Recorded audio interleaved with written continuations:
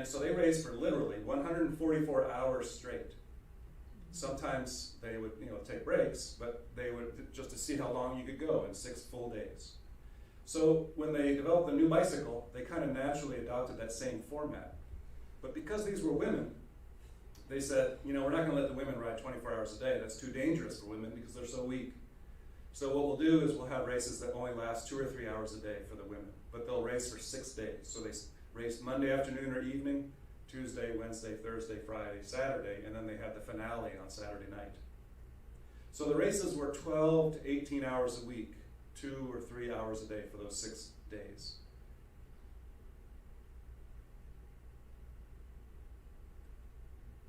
And they averaged about 20 to 22 miles per hour over those 12 to 18 hours. So they were flying around these tracks. Sometimes in their sprints, they would go 30 to 35 miles an hour. And if anybody here has ridden a bicycle for any length of time, I know when I rode my bicycle as far as I could go, I was happy to average about 11 or 12 miles an hour for a full hour. It's not easy. And they would race in groups of 5 or 6. The way I describe it in the book is it was like roller derby on bikes. So it was a rough and tumble sport where they would jostle for position, elbow each other sometimes grab their saddle, the bicycle saddle. They often had accidents. In fact, a big part of the coverage went like this. First, let's talk about the women and how they look. Then let's talk about their uniform or their outfits and how much you can see that they're women. Now let's talk about how weird that track is.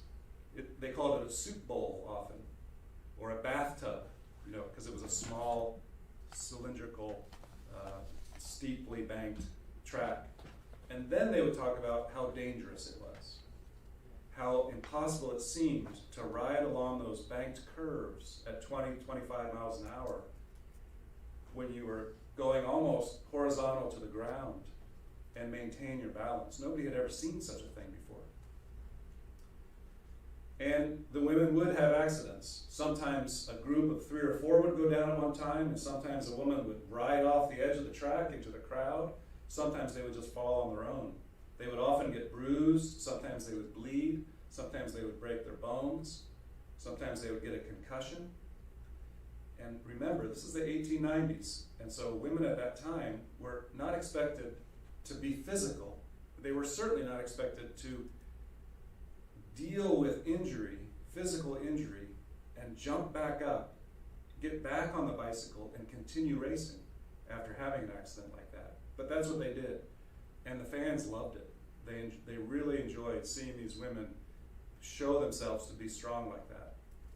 This quotation, it's hard to see here, but this is Dottie Farnsworth, one of the primary racers of that era. And in her first, it says, it's a recalling her first race on a track. On her first race on a bicycle track, it was the 18-hour race in December, her fingers were badly cut by rings in a fall from the wheel. So she had worn rings on her fingers as part of her outfit. She tore the rings from her hand, lacerating the flesh badly, and remounted, finished the race, beating the world's record for 18 hours. So not only did she cut her hands by falling with the rings on, but then she tore the rings off, cut her fingers even more, and the crowd just loved it, the fact that she was dealing with that kind of pain. So it was the first time they'd seen women do this.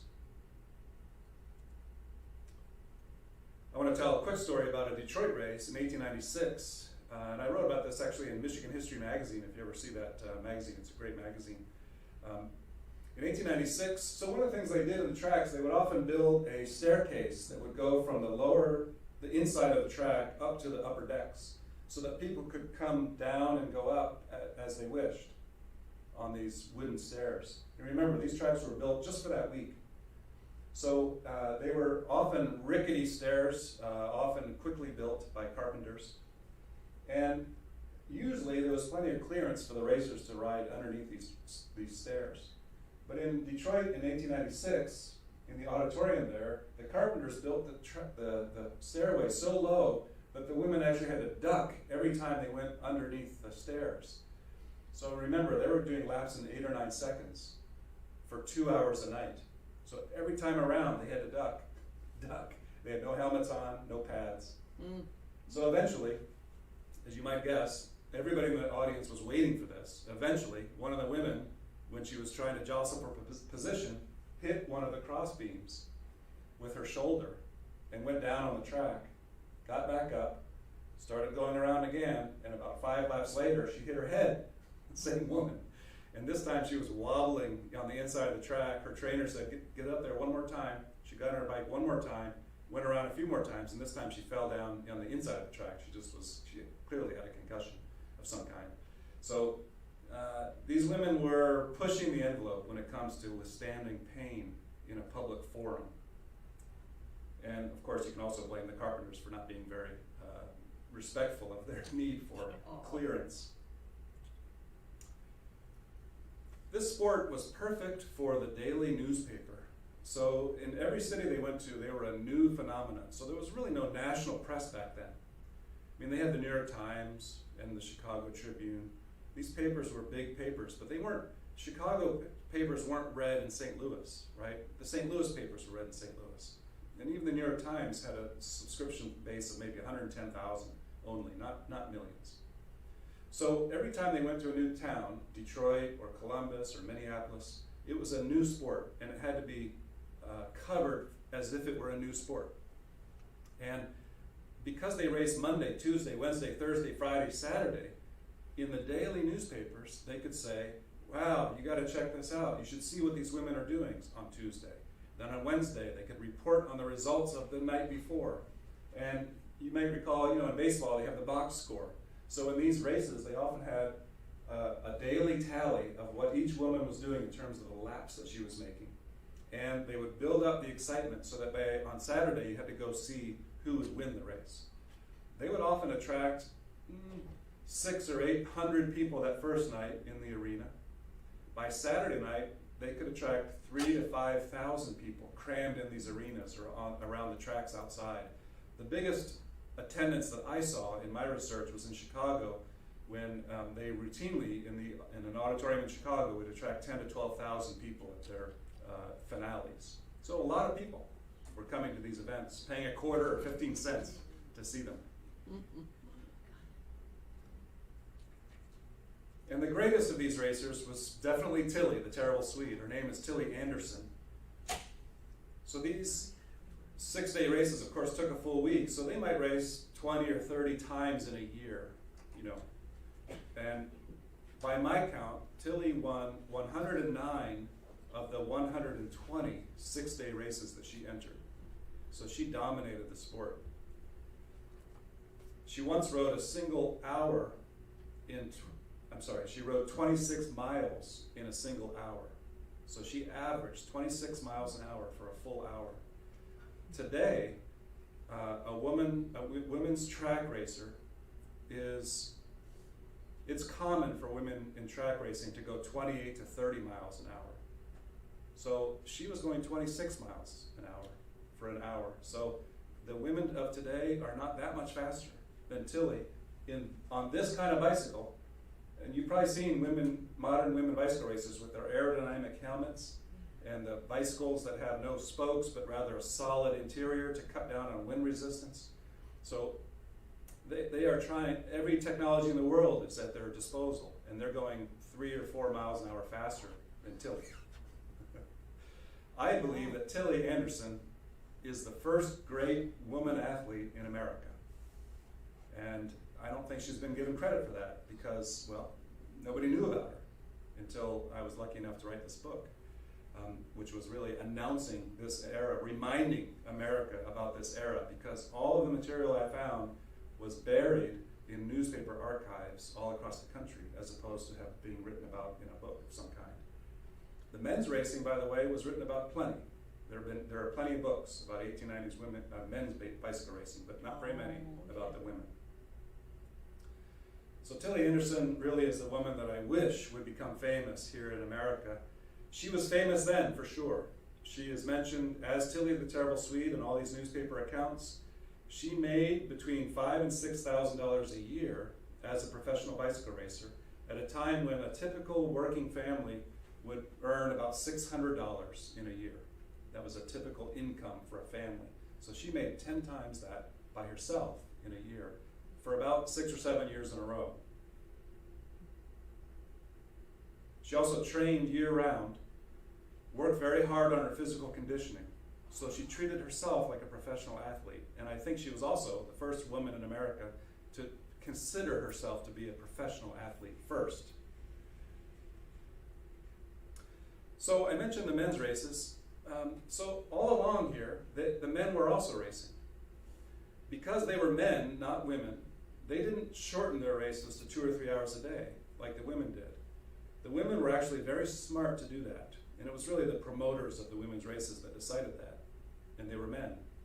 But the reason they cut the women's races to 2 or 3 hours was because they believed the women were too weak to ride 24 hours a day. The men kept on racing 24 hours a day. Well, you can't ride 25, 30 miles an hour 24 hours a day. So the men's races were slow. The men's races were endurance races. The women's races were short and fast. 2 or 3 hours. You buy your ticket, you go. It's a 2 or 3 hour fast race with accidents and women in outfits. And it was very popular. 3, 5, 6, 10, 12,000 people jammed into an arena to watch these women. The men plodded along around that track 24 hours a day, sleeping, eating, sometimes dozing on the bicycles. They built special braces so they could lean over their bicycle and fall asleep while they were riding. They would often suck on sponges filled with vinegar. That was so awful they would keep them awake. They also resorted to drugs of all kinds to keep themselves awake, including things like strychnine and morphine and heroin and cocaine. And in fact, this is back when all that stuff was legal. In the race, it's really interesting to read these race accounts. They would interview the doctors on the sidelines and say, so what are you giving everybody? Oh yeah, well this guy, he loves heroin. But he keeps thinking he's in a cage as opposed to on a track, and we had to slow down on the amount we were giving him. Things like that. It was crazy stuff. Again, the women didn't do that, partly because they were women. It didn't seem right, for women to do that kind of thing. So the men's races were plodding affairs, 144 hours a week, basically endurance races where you would see men go from healthy and fit at the beginning to kind of haggard and really desperate at the end of 144 hours straight of being on a bicycle. So this is an example of coverage, and they use newspaper etching, so it's kind of silly in a way, but they try to show how the men's physical look would deteriorate over the week simply by changing the drawings.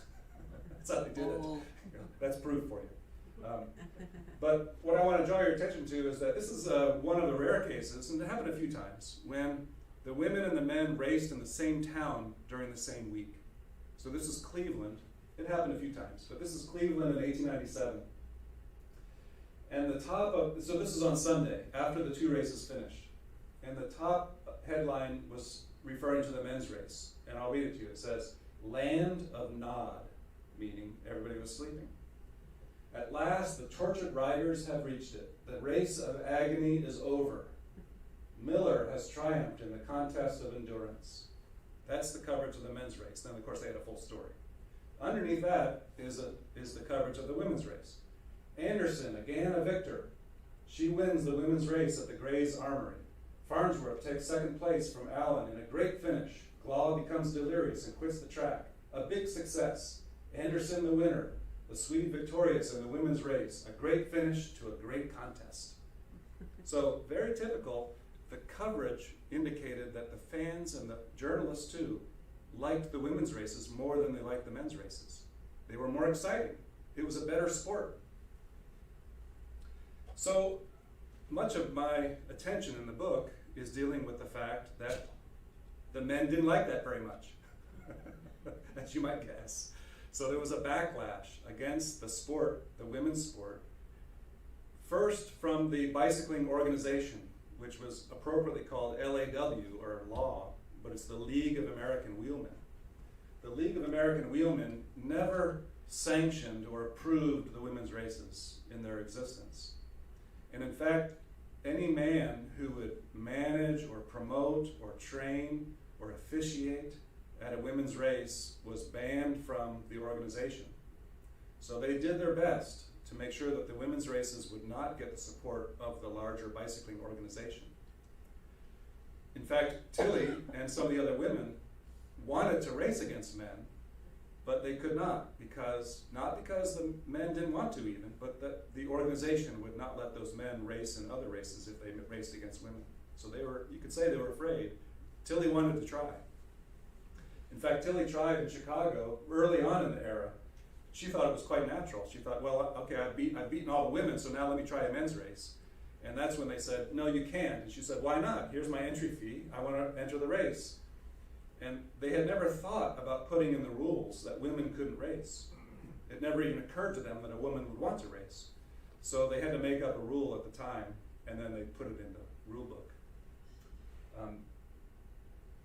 So the organization never sanctioned the women's races, and it made it very difficult for the women to survive, although they went from city to city to city and became as popular as the men.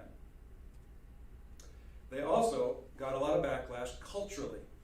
So they would often interview physicians or have articles by physicians talking about how the women were damaging their bodies forever. They probably wouldn't have children, they said. These women were going to die early because they are taxing their bodies so stringently, and that's going to hurt their health. They would also talk to cultural leaders. In this case, it was in St. Louis. They talked to the matron of one of the women's societies, who was herself an advocate for women's rights. But her position was, you're treating women like horses. You're putting them on the track and having them exert themselves. You wouldn't do that to a pet that you had. It's cruel treatment to these women, as if the women had no agency, or decision-making power of their own. And they also used religious grounds to say that these women's races went against the intention of women's role in society. And it probably bothered these people too, that the women were making so much money. And in addition to that, most of the women had men who were their trainers and handlers. So the men were working for the women, and the women were the bread earners, the wage earners, the breadwinners. Usually, the backlash took the form of criticizing how the racing affected the women's looks. So I showed you some pictures earlier where they were talking about how beautiful the women were sometimes, but they would often show, again through the miracle of newspaper etchings, how the women looked at the beginning of the race, but then after racing all week, look how ugly they've become. Oh. So this says, bicycle racing transforms lovely woman from a pale beauty into a perfect fright. The girls at the finish of the 6-day bicycle race in the Coliseum. Horrible. Most of the newspaper coverage was pretty literal. They were just kind of reporting on the laps that the women made, etc. But every once in a while they would have what I would consider to be kind of modern journalistic kind of columns about the women. And this one from St. Louis in 1897 actually went to the hotel rooms of the women during the race and interviewed them. And it's a fascinating kind of insight into the way they were thinking about these women at that time. So I want to share with you some of the material that I found here. So Lily Williams was that woman that hit her head several times in the Detroit race. And the reporter says about Lily, her features are strong and masculine. Her skin is tanned to a dark brown and roughened by the wind. These are not compliments, right? Her stride was that of an athlete, and she had an independent air about her that gave the impression that she could fight for her rights and punctuate her remarks in a way that would be remembered. So she's coming across as masculine, manly, confident, right? All things that we would maybe consider virtues today, but back then they were considered to be criticisms. And then they quoted Lily herself, who says, "I train just like a man preparing for a prize fight." You can imagine how well that went over with some people. "I get up in the morning, punch the bag for 10 minutes, and then box for another 10 minutes. Sometimes I wrestle and jump rope till I get up a profuse perspiration, then my maid rubs me down. I make from $3,000 to $4,000 a year, while as a compositor," so she used to work in a newspaper, I guess, "I made only $20 a week." Quite a difference, you see. So these were women not only manly, roughened by the wind, but also proud of the fact that they were making good living. This is Ida Peterson from Minneapolis, and she's described this way in that article. Her height is 5 feet 7 inches and her weight 165 pounds. Big. And then this is my favorite line. She shows off to much better advantage in her cycling costume than in feminine wearing apparel. So I think what she means, the reporter means, is that when you see her in a dress, whoa, she doesn't look so good. Oh, yeah. She had the independent air that characterizes them all. So they're all independent and masculine kind of women. And then Ida Peterson says, our costumes, you can imagine, shock our relatives nearly to death. But if we are in this business, we have to dress the way we can ride the best. We're on the road to make money, and because we like it. People often ask me, from a historical perspective, were these women aware of the fact that they were pioneers for women's rights or feminism?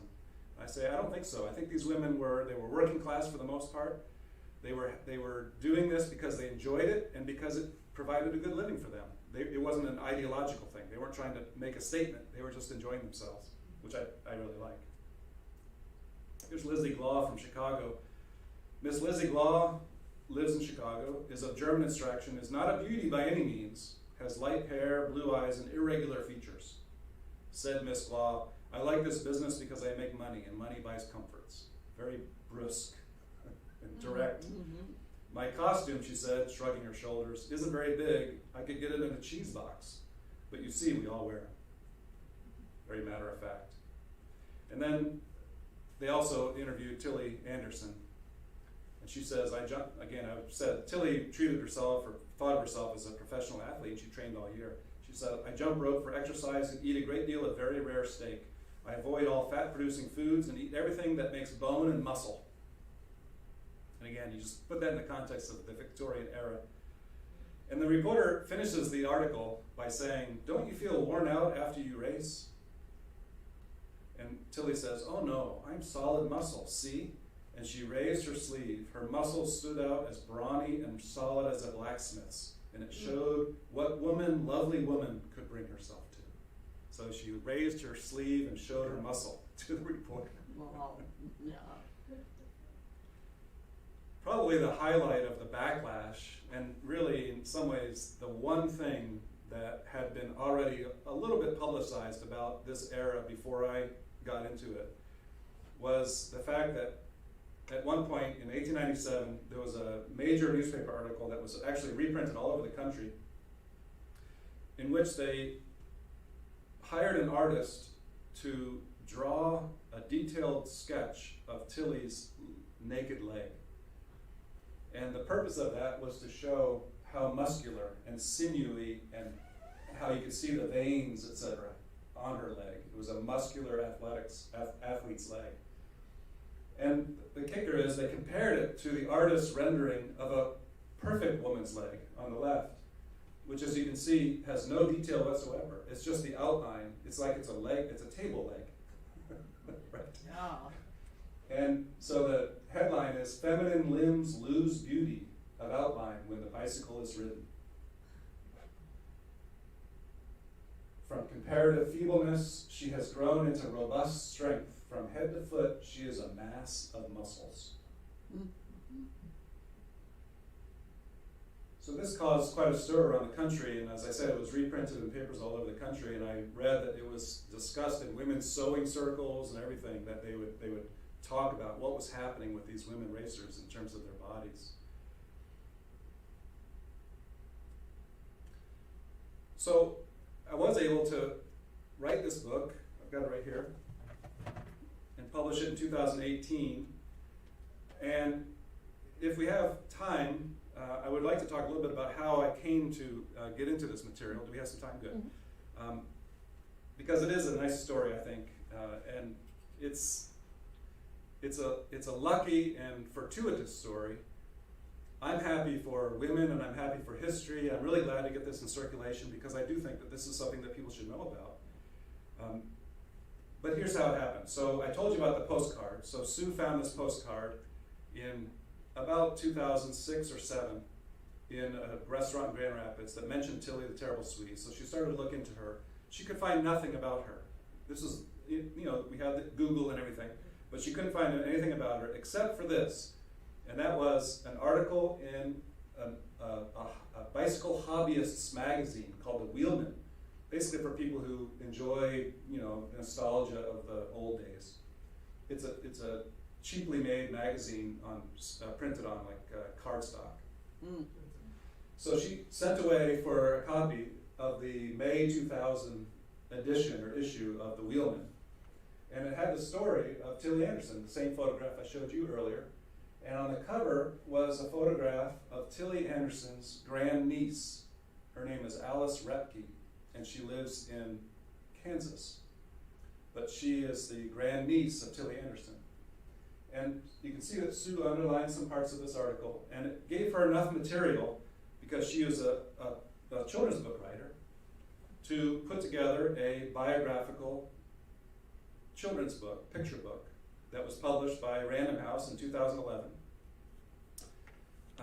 She had to wrestle a little bit with her editors at Random House. She had already published a couple of picture books, but they were like, who's Tilly Anderson? Why would we publish this? They published books about famous women, but not about a woman nobody had ever heard of. But she kind of encouraged them to consider it and prevailed upon them, and they ended up publishing the book.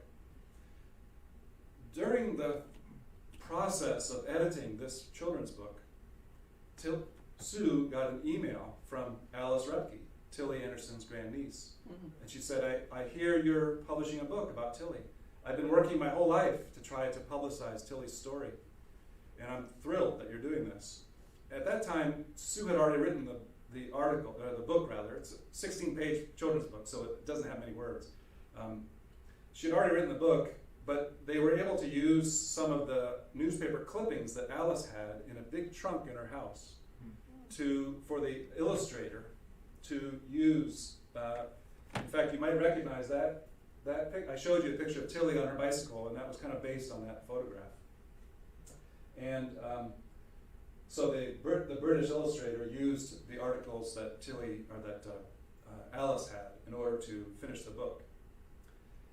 So it was published in 2011, and that was 10 years ago. And to mark the publication of that book, Sue and I, it was Sue's idea, she had the idea to ride our bicycles from Grand Rapids down to Chicago. Tilly was from Chicago. She was Swedish, but she lived in Chicago.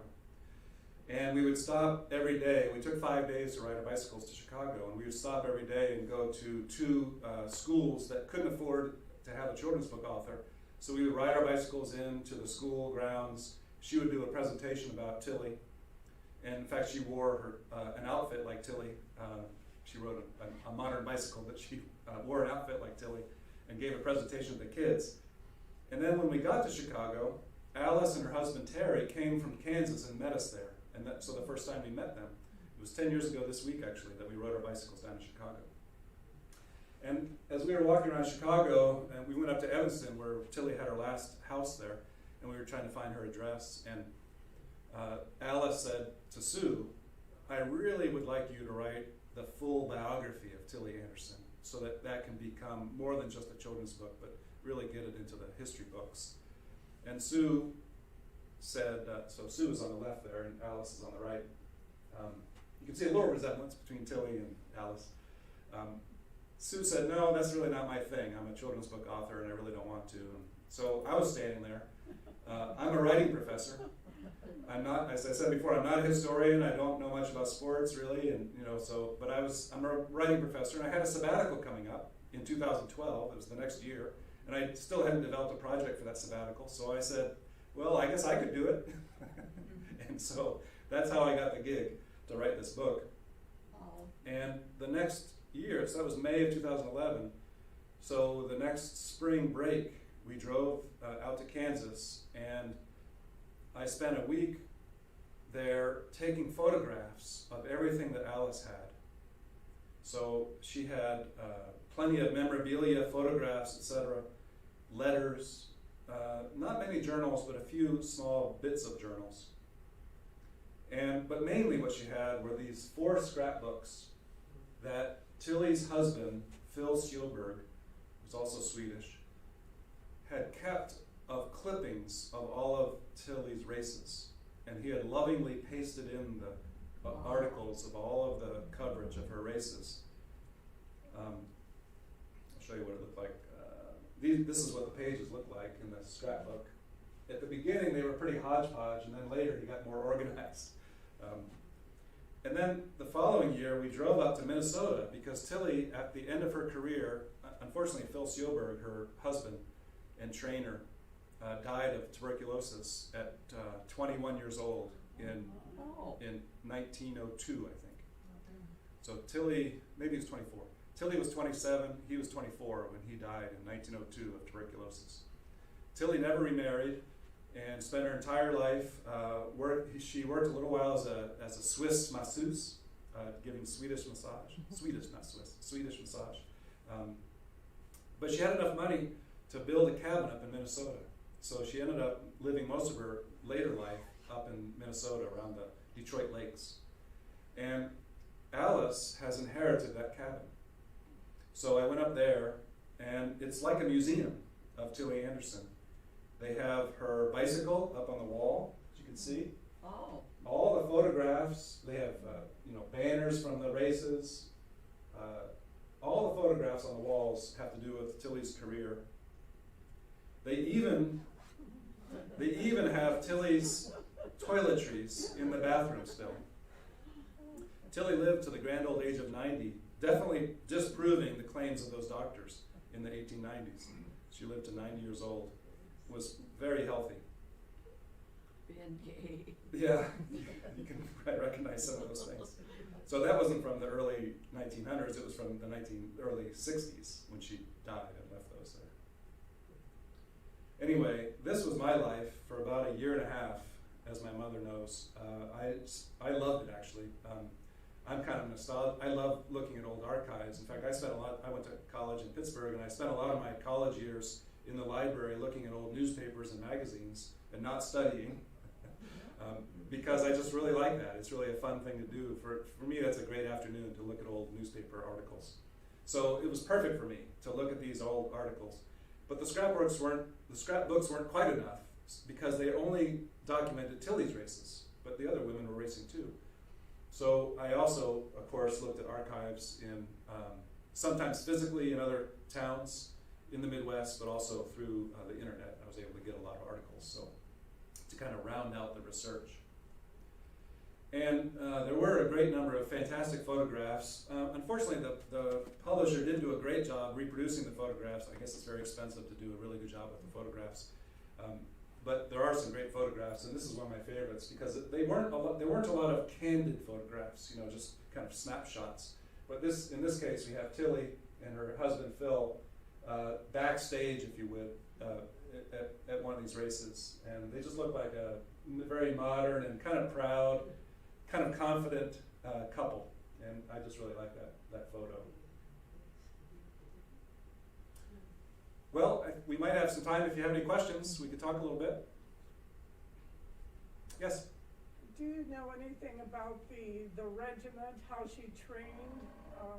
Was it purely riding a bike, or was there other things that you did to prepare for the races? Okay, good. So the question is there, do I learn anything about the regimen, the training regimen that Tilly went through to prepare for these races? And yeah, so there were a couple of articles that interviewed her about that very thing.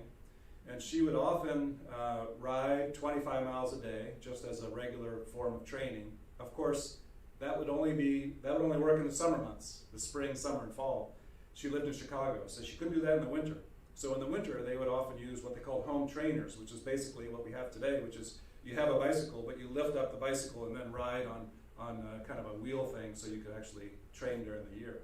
But she also lifted weights, she used Indian clubs, she wrestled, she boxed, she jumped rope, right? So she really did train herself physically, and she said that she went from a fleshy, as she called it, 145 pounds, to a very trim and athletic 135 pounds. And she was about 5'6". So I think she would fit right into a soccer player, a tennis player nowadays, in terms of a woman athlete, 5'6", a good solid muscular 135, 140 pounds.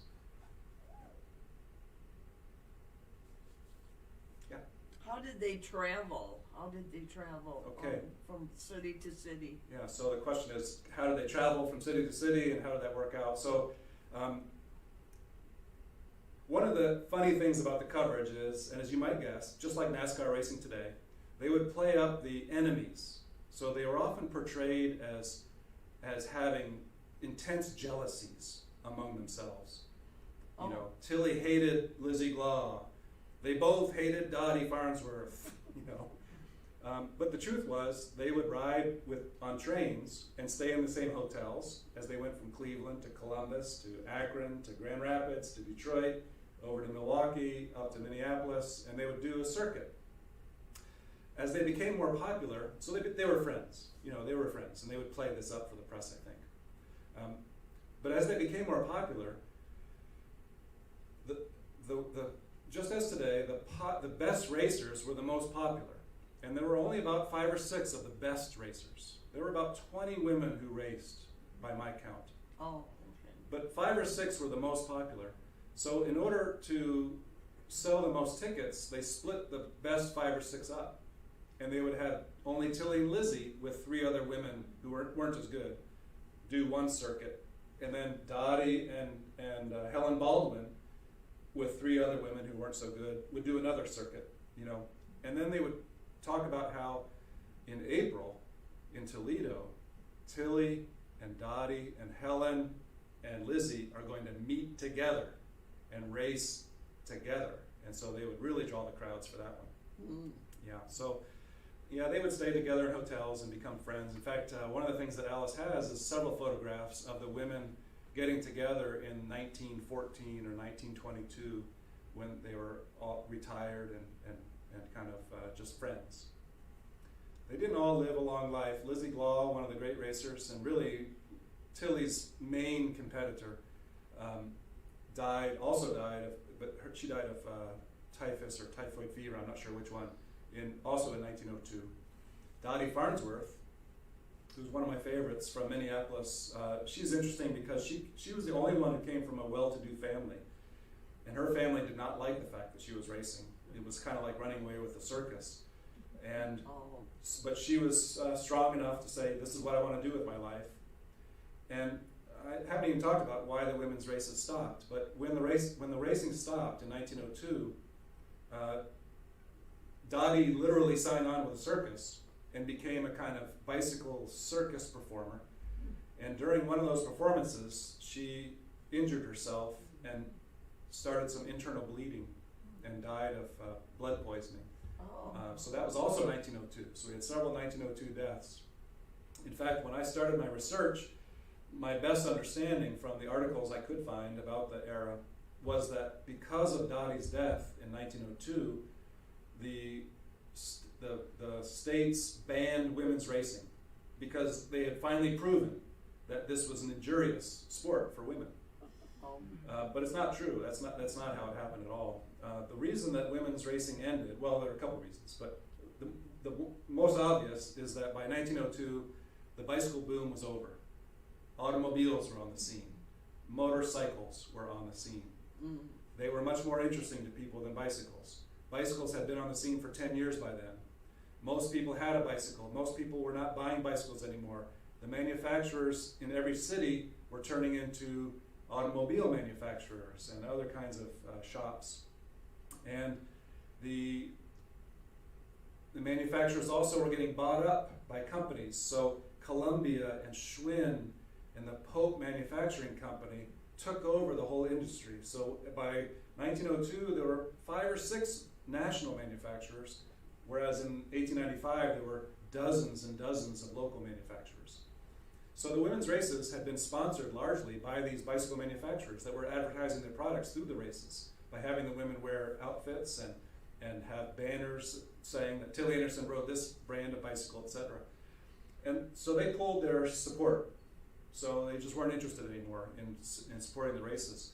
So that meant that the women were making far less money by 1902, so they started to lose interest a little bit. But probably the death knell of the racing was that those men's races continued. And they got more and more drug-addled, more and more disgusting in some ways. And finally, in 1899 and 1900, state legislatures gradually started to outlaw them. It was too much of a spectacle. It was bad for the public, for the men to be racing this way. And they actually, they instituted a law that people could only race a bicycle 12 hours a day. You couldn't do 24. And it actually invented a whole form of bicycle racing that still exists today, which is called the Madison, which is where you do tag team racing. So one person rides for 12 hours, they do it like 1 hour shifts, and then they tag the other person, and then that person rides for an hour. But when they started to ban bicycle racing for 24 hours a day, people thought that the women's races were also banned because they were also called 6-day races. So what they did was they banned 6-day racing. The women were doing 6-day races, but only 2 or 3 hours a day. But people thought they also had banned women's racing. So historians through the years, through the decades, always reported when they talked about women's racing at all, that women's racing had been banned along with the men's in 1900, 1901, 1902. But in my research, I found that that just wasn't the case. They just faded into obscurity. In fact, the last few races were pathetic in that they would often start on Monday, and by Wednesday they said sold so few tickets that they just stopped. And the last race was something like Memorial Day weekend of 1902 up in New York. Another trick they had was, instead of going back to Columbus, they would go to smaller and smaller cities.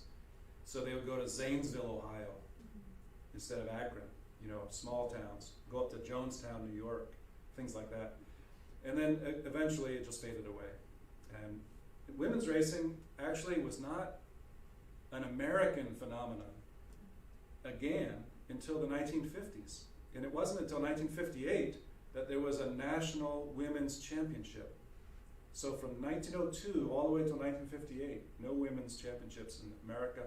And the first women's Olympics team from the United States was 1984. And the first time a women's Tour de France was run was 1984. So women's racing was far more popular in the 1890s than it was every decade up till the 1980s. Pretty incredible. I have another question. Sure. Well, how young did they start? Because that album you showed, I got my loop on, so it's weird. That album you showed was really thick, and yet he died at 24. Yeah. So how young did they start? Yeah. So the question is, how young were the women when they started racing? It varied a little bit. The youngest that I saw was 16. Okay. Lucy Berry from Cincinnati and Pearl Keyes from New York were 16 when they started. Dottie was probably the oldest, and she was probably 21 when she started. Several of the women retired, as you might guess at that time, because they got married or they got pregnant and they decided to have a family. Tilly started racing in 1895 when she was 20 years old. Lizzie was also 20 years old in 1895. So they raced basically from age 20 to age 27. So yeah, in that range, 16 to 20 years old. As it happens, Phil was 3 years younger than Tilly, and that's why he was so young, 24 when he died. He was also a bicycle racer. Yes, sir? Did any of this carry over into Europe? So the question is about the connection to Europe and what was going on there. One of the real pleasures that I've had in researching this is I've gotten to know some people from Europe who are interested in women's bicycle racing at this time. And also, by the way, a woman in Canada who wrote the same book, but from the 1880s perspective. So the women who did ride those high-wheel bicycle races. But in Europe, bicycle racing generally has been far more popular than the United States all along. It's still a huge sport there. It's popular here, but it's very popular in Europe. And I should say, by the way, that American women are world class, and American men are not. So in terms of the current bicycle racing, American women are holding their own in the world, but not the men. But anyway, in Europe in the 1890s, they did have women's races, and they were quite popular. but they ran them differently. They didn't put 5 or 6 women on the same track and have them duke it out. They had basically paced time trials. So they would have a woman with a man usually on a bicycle in front of her, and they would say, we're going to do a 5-mile race, and let's see how far you can go in those 5 miles. And they would be led along by paced by the man on the bicycle. The most famous of the women European racers was a woman who went by the name Lisette. Her name was Amélie Legal, but she had a stage name, Lisette. And Lisette came over to the United States in 1898 as the European champion and started to race with these women. And it helped revive the sport, actually. It was a very great event for the sport that Lisette came over. She was a French woman. She was portrayed as very beautiful. She had a French accent. She was often very funny. But she was not used to the racing style. And she often would accuse the other women of cheating because they were basically just competing in a rough and tumble way. But Lisette also won a couple of races. She did her best. But through the 19-teens and 1920s, women continued to race in Europe. So there's a full history over there. But ironically, that history has also not been written. And there's a gentleman, a Danish, I can't remember if he's Danish or Swedish. I think he's Swedish. A Swedish archaeologist who is the European expert on women's racing from the 1890s. And I've corresponded with him and I said, you have to write this book. Then we'll have Ann Hall's book from the 1880s, my book from the 1890s, and his book from the 1890s covering America and Europe. So it's very popular over there. Tilly and the women never made it over there. A couple of the women did do it in the high wheel era in 1889 and 1890. A trainer here took a group of women over to Europe to race against the women there. But in the safety bicycle era, the era that I'm talking about, the women never did make it over to Europe to try their sport. There were rumors that they were going. In fact, there were a couple of newspaper articles saying that Tilly was just about to go, but then she never actually went. And that's a shame, because it would have been interesting if she had. Any other questions? Well, I really appreciate your attention. I've enjoyed talking with you, and I hope you keep this in mind and tell other people about it, because it's an important history, I think, that people should know about. So thank you very much. Somebody back there to get the lights.